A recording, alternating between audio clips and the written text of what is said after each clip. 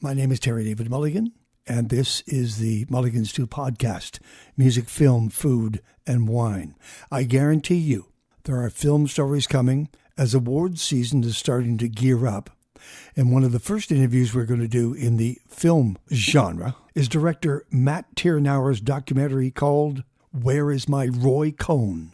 Roy Cohn was a nasty piece of work, a lawyer who worked the dark side of the 1950s and 60s and 70s with the McCarthy Purge, the witch hunts.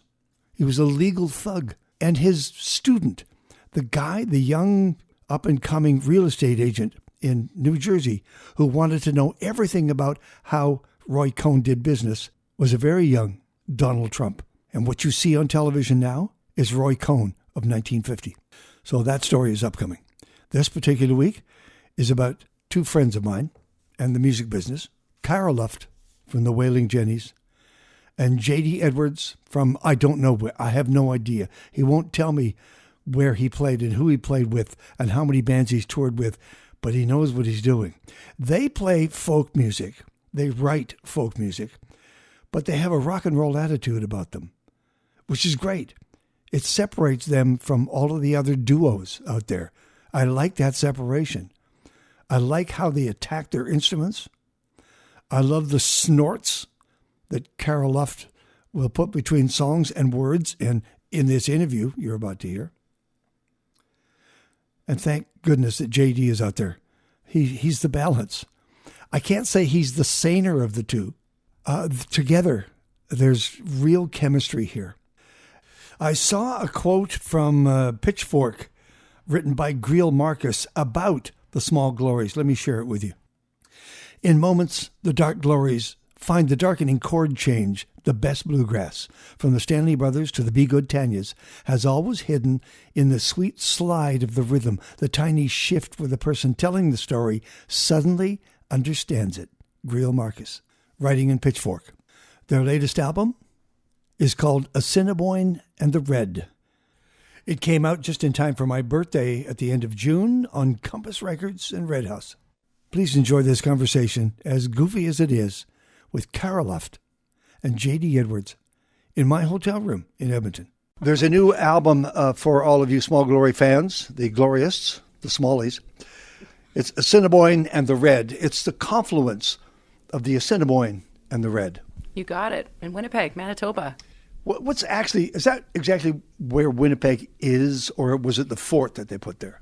Oh, that's a very good question. But where the Assiniboine and the Red meet it's the Forks, and it's like a First Nations meeting place. It's been there for a long time, but the fort is further up the Red, isn't it?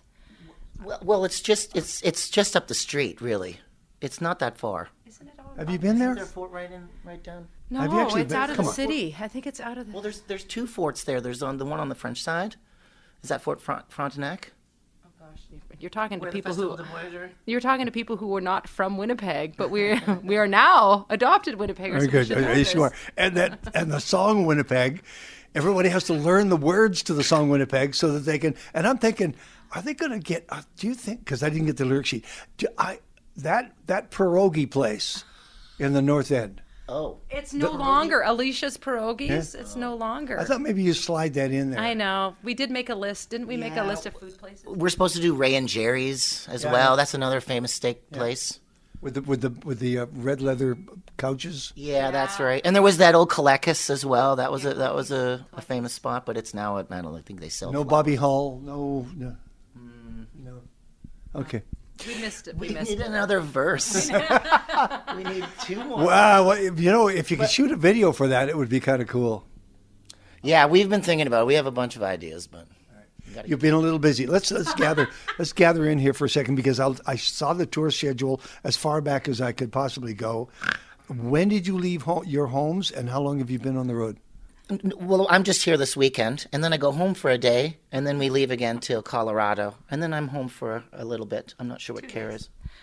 I'm not home as much as JD, mainly because I seem to have further distances to travel, because I've been staying in BC. So JD will go home to Winnipeg. So we were just out east, so it was easier for him to go to Winnipeg than me going all the way to BC and then all the way to Halifax, that kind of thing. But We've been gone, I want to say not kind of since July 5th. Yeah, it's been quite busy. And isn't this what you signed up to do? Did you think this through? No. I think we signed up for the fact that we love to perform and we love to sing for people. And it's the travel that we're like, yeah, we can do this.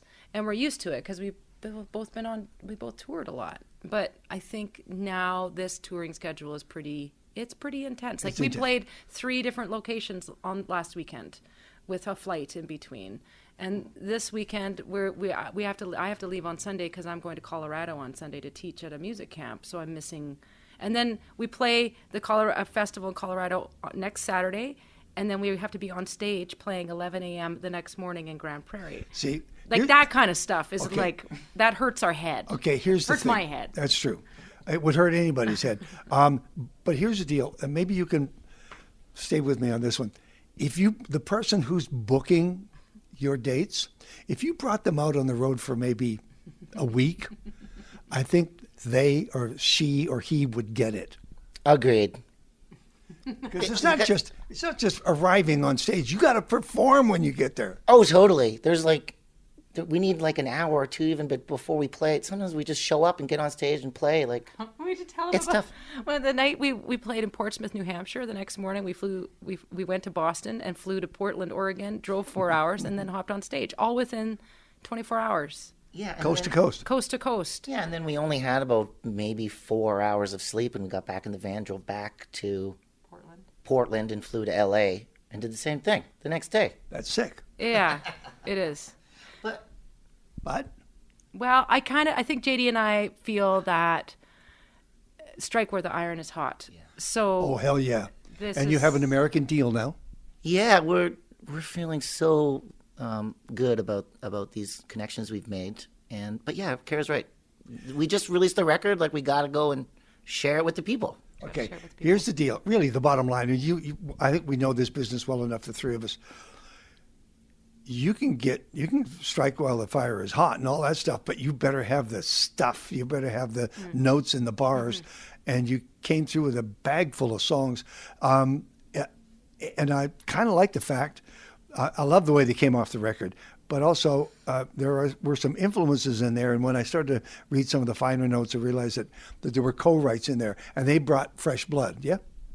Oh yeah, we were very lucky, I think, to get involved with these artists. It was awesome. A wonderful week in Cape Breton. It was wicked. Did you all write together? Mm-hmm. We split off. So JD and I wrote a little bit with somebody. Like a song camp. Kind of like it really was like a song camp. But there were a couple there. We got a lot of songs from Cape Breton, and there was a time we wrote on PEI as well. And then there was one American poet that we collaborated with as well. But essentially, they were these sessions that were set up, and the songs weren't really. Would you agree, JD? They weren't really kind of done, right? Like we wrote what we could. But you trusted. Yeah. Oh, we trusted those other writers. But then JD and I took the ones that really hit us hard, and then we went, oh, let's finish these off and run it through the Small Glories filter. Okay, JD, give me an example of a song that you had bits and pieces of how it came together. Well, let's see. The song "Secondhand" was one that I wrote with James Keelahan. So it was like on the first day, and I was super nervous because James is big time. Anyway, so he had a cool riff, and then I started talking to him about this idea, and then we kind of split off. He wrote a verse, and I wrote a verse, and then we wrote the chorus together. But then after that week and later throughout that year, Cara and I started working with the song, and then our producer, Neil Osborne, got his hands on it, and he helped develop it into what's on the record. So I think a lot of these songs have had very interesting journeys, but that's kind of one of them in a nutshell. How about you?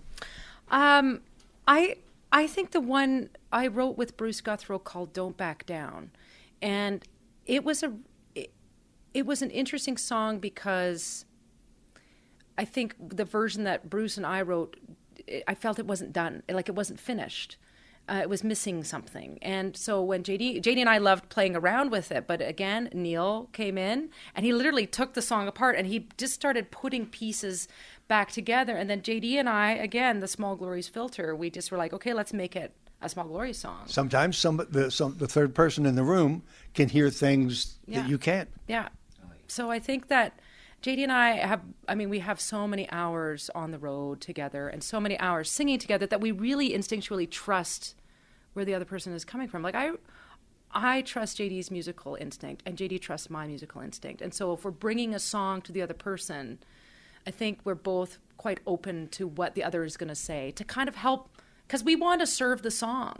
That's the thing that we learned from Neil. He's like, the first thing you got to do, you got to serve the song. And then you got to serve it the way that you guys do it. We're not going to turn into a rock band. We're not a rock band. Wait, no, what? Wait. Oh. But we're going to do it Small Glory style, right? Like, we're not going to suddenly hire a bunch of hot shit guitar players. Wait a minute. What is Small Glory style?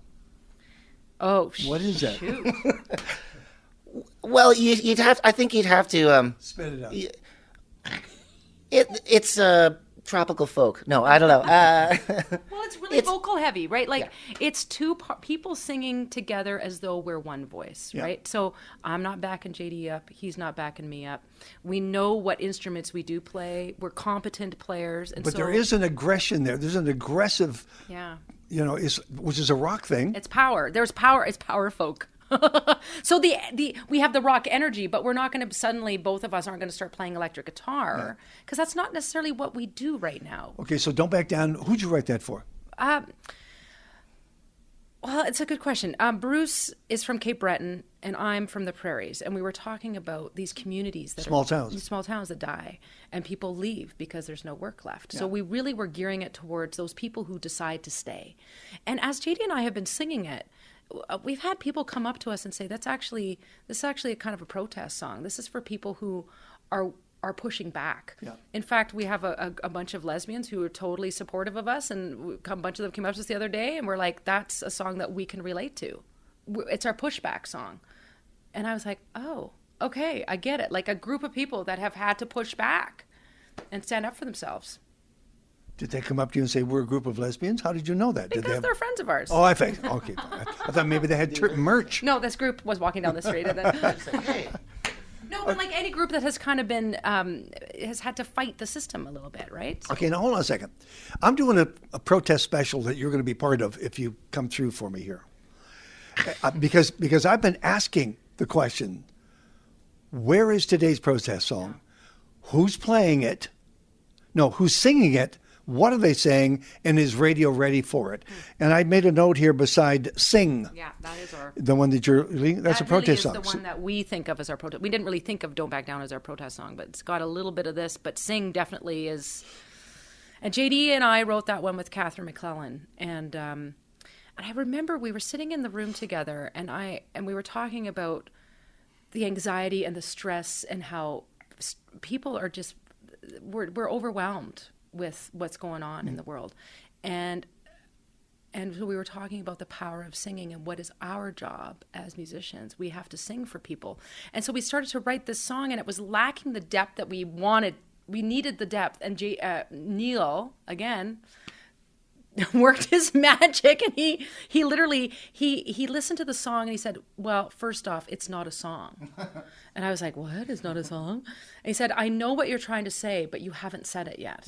He said, you've got the bits and pieces of it. And he went to bed, and he said he woke up the next day and he started writing, and he again cut bits and pieces of what we had done, and he knew what we were trying to get at.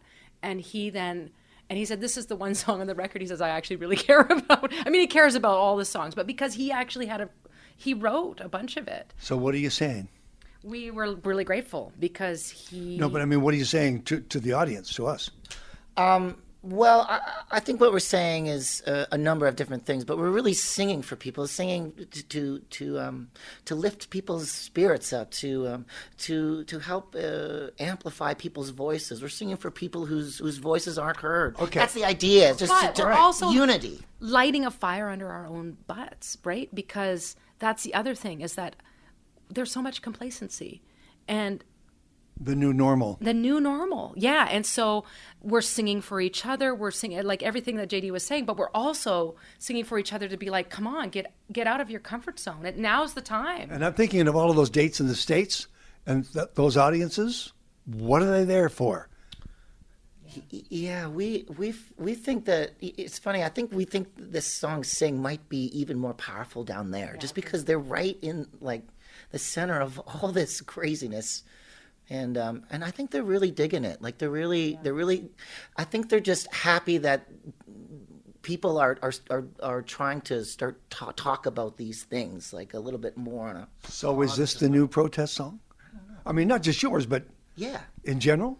Maybe. I mean, we can only do what we can do, right? And JD and I believe so much in the power of singing. Like I kept thinking about Pete Seeger, and JD and I were talking about this. Like Pete Seeger united people through song, and he lit people's, he lit a fire under people. But he somehow got all the different sides of the conversation coming together through song. Like, who does that? I've heard Seeger's name 3 or 4 times doing these interviews about protest songs. Yeah. That's what they heard. They wanted to. That's what I want to do, including Springsteen. Yeah. Right. All right. So, Small Glories. Let's just review here. Room 904, Weston, Edmonton. I have them. Their people have told me I have them for 12 minutes, and then they're moving on. Johnson Slide. First of all, you mentioned Caslow, which is near and dear to my heart. I love that little town. And I love when you take the back roads out of Caslow in the interior of British Columbia, the Kootenay interior, you look up this hillside and you can see remnants of old mines and buildings crumbling down the mountainside like shale, and guys sitting on the old porches. I don't know what they're doing up there, but that's where they're living. Tell me about Johnson Slide, which I believe the press release said was a mudslide, but it wasn't. Wasn't it the whole side of the mountain? No, it was a mudslide. Yeah. I don't really know. I mean, the mountain came down. Yeah. What? And it wasn't just. I mean, there's some footage actually of it because it slid twice. It slid the next morning, and that's where you can see some of the footage. But I mean, yeah, it's mud and dirt and rocks and gigantic trees and. Did you just read about it somewhere? No, Cara and I have been going up to these communities for many years, and we had gone up maybe about a year and a half after. And maybe you heard about it. I don't know. I don't really recall hearing about it because we have some friends up there. And we went up there and we saw some damage, or like, oh, something had happened, and then we went. Had been washed out. Yeah, when we had gone up there, they had already cleared it and stuff. However, you could still see some damage. I feel like maybe that we heard about it before we went up. Did it wipe out a town? Did it wipe out a... No, not the town, but a bunch of houses and people. Yeah. But we did this concert in this community hall, and the people who presented the concert said, we really... Part of the reason they actually did the concert is because people had been grieving in this community, and they had lost, I think it was, I want to say 5 people, 4 or 5 people who died, and some of them, the bodies they haven't found yet. What year are we talking? We were there in 2015, fall of 2015. And so singing for this community, and then we heard the stories of what had happened. But it's a great song, by the way. Yeah, JD and Lynn Miles wrote that one. It's a really great song. Let's get to the single, the Hot 80 single, Oh My Love, which is about the most romantic thing I've seen come out of your lips. What, did you write that? Was it you? Was it your moment? I started writing it because I had fallen in love with this guy, this musician. God, never fall in love with a musician, Terry. Jesus. I know. What was I thinking? God. And I was house sitting in Cochrane, Alberta. Okay. And I was wandering through those foothills in there, and I was crying, and I was trying to write this song. And the way that I write, I gravitate towards melody and song structure. And I had keywords like, darling, can you hear me? I'm calling your name out on the mountainside. That's the one line that just right out of the gate. And then, oh, my love, my dearest love. And so I had like little snippets, and I had the melody, and I would sing it into my iPhone thinking more lyrics were going to come, and nothing came. And I was texting JD. He was at home in Winnipeg with the kids and his wife, and I'd be like, JD, I'm working on this song that I think the Nashville television soundtrack they'd really like it. And he was like, so how are the words? And I'm like, I can't stop crying. And then I think it might have been a month or 2 later, we were on PEI and doing a co-writing session. And JD said, you should bring this song and we should finish it. And I was really grateful because I think I sat in a hotel room with the other co-writer. Her name is Ashley Condon. And I remember filling her in on the whole story.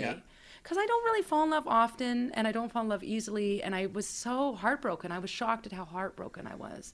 So it was actually really helpful to have JD and her journey with me through that. Was this a conversation you were having with yourself, the lyric? I think so. Yeah, definitely. How much did the song change?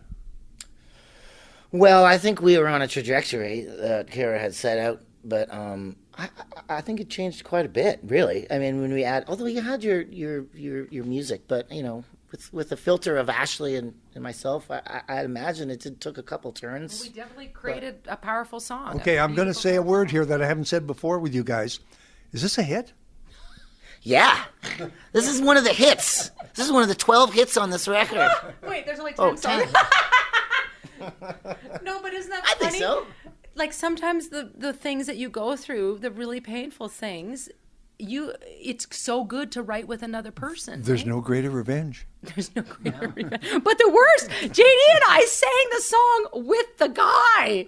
The guy that we wrote the song about played it with us. Did he know? Probably, but I don't know. We never asked him, but probably. It's so uncomfortable! My, oh my, oh my. It's a hit. That's why it's a hit. It's a hit. It's a This is damn one hit. of the I love the dynamics of, just interrupt me when you want. I love the dynamics of Long, Long Moon. I love the hand claps. I like any percussion with you guys. I hear some fiddle. I hear a little drum work. I can see you out there with a drummer someday if the money starts to flow. Right, just for rhythm. Yeah. And I think, one of the things that we love, and you've probably seen us do this, we stomp a lot. So if we have a stage that's it's a good wooden stage, then there's that, you have that heartbeat, right? That goes through the song. Well, some people bring their own boards, you know that. Yeah, I've seen that. You can bring your own stage. Yeah, Just that's one more good. thing to fly with, Terry. Oh, yeah. One more thing. Put a handle on it. Okay. Put some wheels on.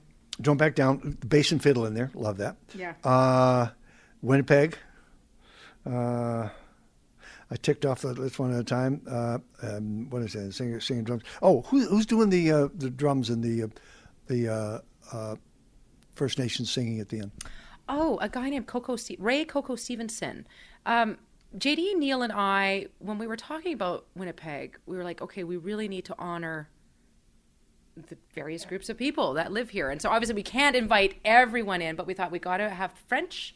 So our friend is Métis, and she wrote the French section to that song.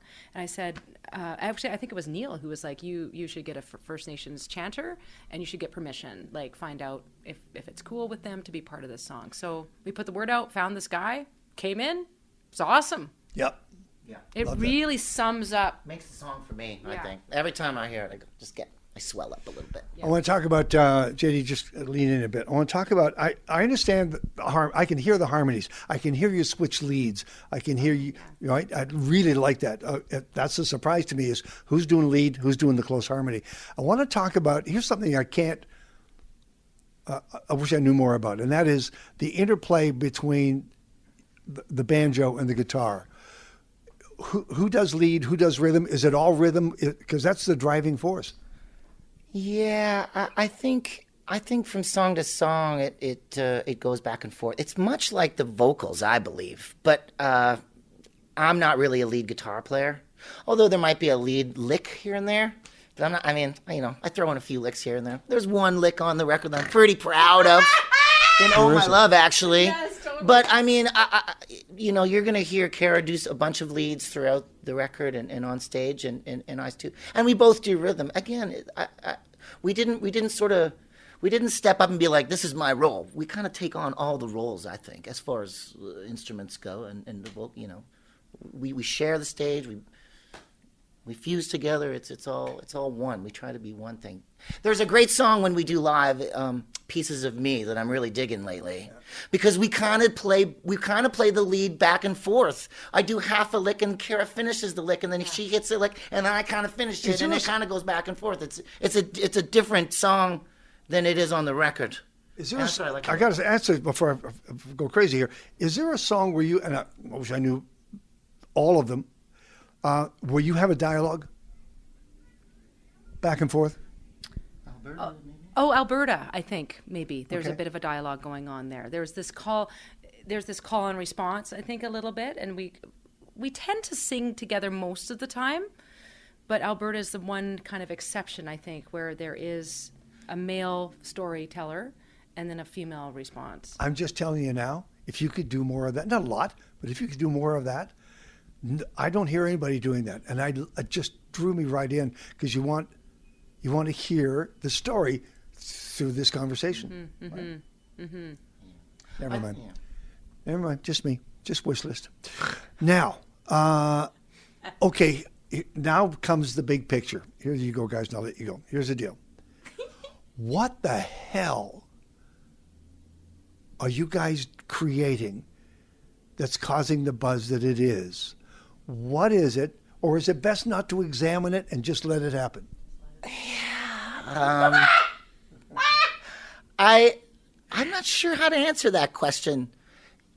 We love doing what we do, and I think we really enjoy this material, and we love sharing. Maybe it's the stories. You know, we tell the story. We were in Saskatoon. Some guy came up during halftime. He said, "Man, I had to go to the bathroom, but I waited until you were singing because I didn't want to miss anything." I was like, I don't know how to take that. I think that's a compliment, but I don't know. Maybe that's part of it. I don't know. I don't know. I think You don't know. I'm not sure. I think we have we love performing. We love talking to an audience. Maybe that's it. I don't know.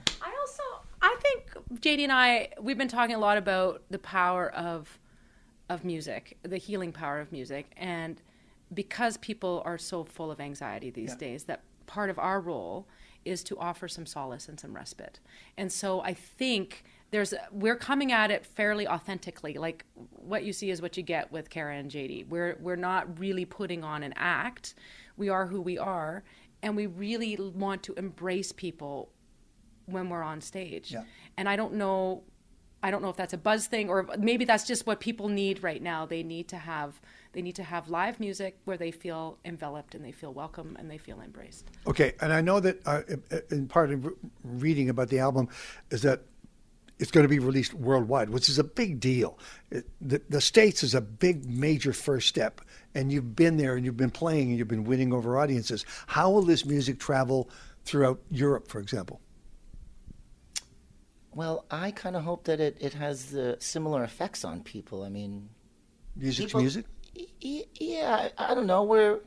I hope people hear these stories and get a taste of what it's like to live in Canada and to see the world through a couple of Canadians' eyes, maybe. I don't know. It's a troubadour thing, right? Like we're bringing stories, and I think what people are digging is that, like, an American audiences for sure are like, wow. We didn't even know about the Kootenays. We didn't even know about Winnipeg. We didn't know about, so we're kind of like taking them on this little journey of our lives up in Canada and telling stories and singing songs. And Okay. I don't know. People, the human condition is very similar, I think, all over. yeah, all over. Okay. By the way, I'll let you go because you're going straight out that door and back into the We are? Edmonton Folk Oh, Music yes, we Festival. are! So, how many times have you been here? This is my second time. This is my second time as well. This is a good festival. Yeah. Yeah. And last night was amazing. I don't know if you guys saw it. Oh. I think it must have been record numbers of people. And everybody on stage last night was so fantastic. Who was out there? Well, St. Paul and the Broken Bones definitely were amazing. At his last song, he gets off the stage and walks through the crowd, walks up the middle, all the way to the top of the hill. His hand is in the air. He's singing. He's not missing a beat. Like every little subtlety. Like it was incredible. He's wearing this flashy muumuu thing. Like it was so special. Digging Roots was amazing. Trampled by Turtles were fantastic. It was an awesome night. I'm missing people, but like it was a great way to start. I was on a plane. Okay. But tonight's gonna be super sweet too. Thank you for the album. Thank you, Terry. Have a great night. We're really grateful for you. Thank you. This is Jaco Delmonius Edwards signing off. Cara Luft, J.D. Edwards, The Small Glories, sharing our space here at Mulligan's 2 Podcast. The name of their album, Assiniboine and the Red. Pick a track, any track. You're going to love it. Next week, there's an event happening on Sunday. It's called Secret Path Live, and it takes place at the Roy Thompson Hall, the Grand Roy Thompson Hall in Toronto, with Buffy St. Marie, Sam Roberts Band, Tanya Tagak, Whitehorse, William Prince, July Talk, the original Secret Path Band, led by Kevin Hearn from Bare Naked Ladies, and Tom Wilson brings his considerable talent and his view of the world to the stage as well. We'll be in conversation with Tom Wilson, who 7 years ago discovered that he was a Mohawk, and Kevin Hearn, who will give us background on how the event came together and how Secret Path was recorded by Gordon Downey. It was the last music that he made on this planet. And all of it was about Chani Wenjack, a 12-year-old Ojibwe boy who was taken away from his family to an Indian residential school many years ago, tried to make a go of it, and decided to run away and go home. And he followed a train track that he felt would take him home. The problem was it was winter in Canada and very cold, and the cold eventually took his life. It's a story that needs to be told over and over again because it can't happen again. The whole situation can't happen again. And that's why we've invited them to come on the show and tell us about Secret Path. My name is Sherry David Mulligan. This is Mulligan Stew, the podcast.